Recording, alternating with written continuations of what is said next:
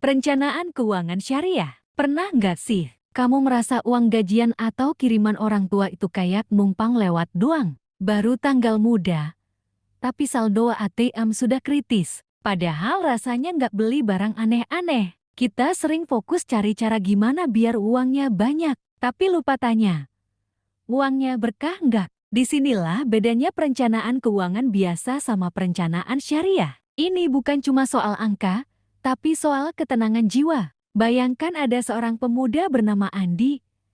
Dia kerja keras bagai kuda, lembur sampai tipes, dan investasi di mana-mana demi gaya hidup mewah. Tapi anehnya, hatinya selalu gelisah. Ternyata, Andi terjebak. Cicilan riba yang mencekik dan investasi bodong yang gak jelas akadnya. Dia punya segalanya, tapi gak punya sakinah dalam hartanya. Uangnya habis buat bayar bunga dan denda, bukan buat berbagi ke sesama. Dalam syariah, uang itu bukan milik kita mutlak, tapi amanah. Perencanaan keuangan syariah intinya ada 3. Cara dapatnya halal, nomor tipu-tipu. Cara kelolanya berkah, nomor riba atau bunga. Dan tujuan akhirnya akhirat. Strukturnya simpel.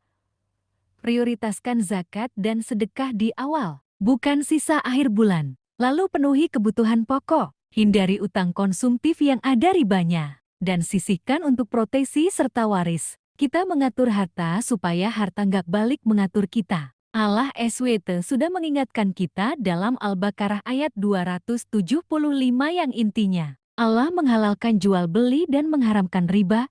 Kenapa? Karena riba itu bikin yang kaya makin zalim, yang miskin makin tercekik. Rasulullah Shallallahu Alaihi Wasallam juga bersabda bahwa kaki manusia nggak akan bergeser di hari kiamat sebelum ditanya 2 hal soal hartanya. Dari mana ia dapatkan? Dan untuk apa ia belanjakan? Jadi, setiap rupiah kita itu ada pertanggungjawabannya.